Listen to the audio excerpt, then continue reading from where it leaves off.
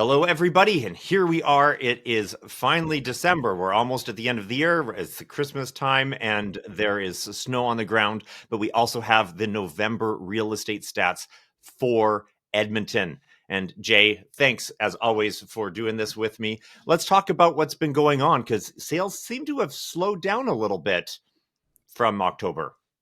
Yeah, absolutely, Josh. It has. And I think we're even going to see that continuing through to the end of this year. But I guess the big question is like, how normal is this? Should we be worried?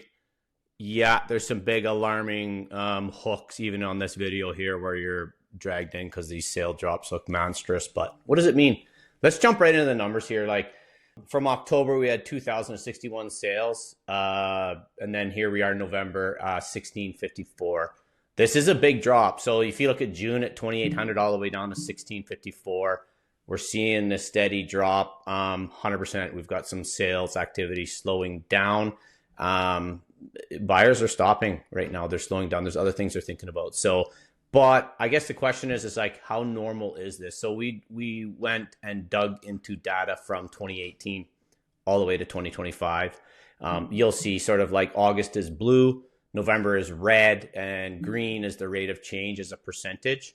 And fascinating, isn't it? Like besides 2021, we're right where we're supposed to be. So anywhere between 34 and what's this chart? 26% is the lowest, and we're at 31% in 2025. And that's just a rate of change between August and November. So I think we'll keep our eye on this and see what's happening. And I think the story is that we're kind of in a normal real estate market cycle right now. It's exciting. We've been in a seller's market really ever since COVID hit, and it's been hard for buyers with home prices going up fairly quickly, not as bad as maybe other major cities across the country, which is great, but getting into a more balanced market is going to really make it nicer for our first-time home buyers and even repeat buyers because you're not up against maybe as much competition relative to the inventory. Don't necessarily have to move within minutes of a house coming up on the market. Yeah, the other thing that we're finding right now is I've got a few sellers that are getting ready because they're upgrading. And they found this comfort in like, you know what, there's lots to choose from and they need to sell their home. So we have a little bit more or less pressure time. Time's going to tell though. I think it's too early to say we're in a buyer's market per se, or a seller's or a balance. Like, let's see what happens. Let's see what the setup looks like by February. So we'll keep tracking this data. But for now, it's a good time. It's balanced and there's something to choose from. If you're a buyer, let's go kind of thing for sure. Let's talk about inventory.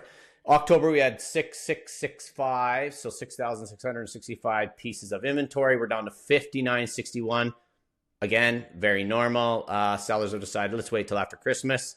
Day on market, we've increased. We got 6 increased day on market. November 24, we're at 41. November 25, we're at 44. So everything looks pretty normal except for semi-detached. We got a huge change year over year, up 10 days on market. Row houses, 37 to 43 year over year. Apartment condos, 48 to 55. So semi-detached, that's a big difference. In the dollar rate of change, as you can see, semi-detached is 0.5 up. Apartment condos are up 3%. Huge drop on row houses, hey, down 8%. Let's see if that normalizes next month. Negative 0.4% over detached. So not a huge difference. Detached home values, down $2,000 to $510 for November. Semi-detached up $2,000. So we've seen that little bubble there. Townhouses way down from 307 to 283. We'll dive into this. I think there's an explanation for that. November in apartments, 189 up from 183. There was a huge sale actually in November that skewered this number. It was quite an expensive condo. So I think that's where we've seen this happening. But you know what, Josh? Nothing to see here, I think, right now at the moment with the data we have.